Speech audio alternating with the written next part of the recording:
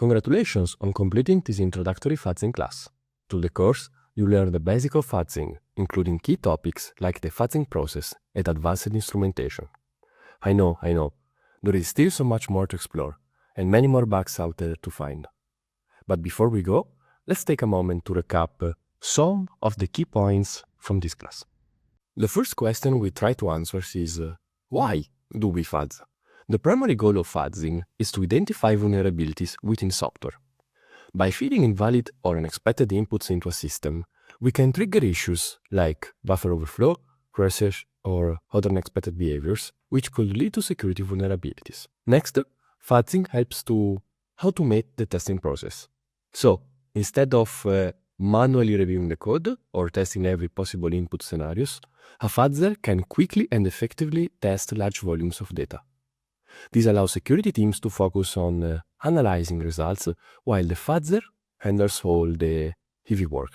Finally, fuzzing improves the overall quality of the software because by identifying and fixing vulnerability early, such as by including fuzzing in the development pipeline, you not only enhance security but also increase the stability and reliability of the application.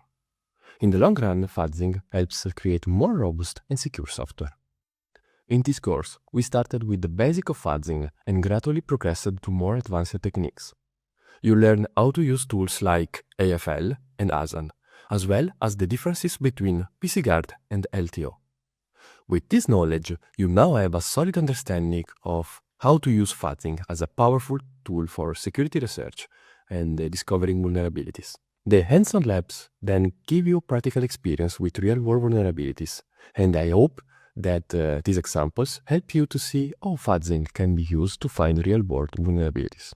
As you continue your fuzzing journey, remember that hands-on practice is key.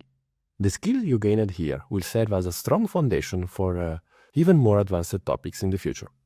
We encourage you to apply your new skills to fuzz open source projects, because securing open source software benefits the broader community and provides you with real-world experience in finding and fixing vulnerabilities.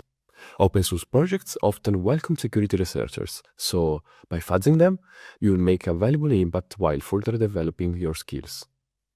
Additionally, if you want to learn more about fuzzing, I'll be sharing some useful links and resources in the next unit.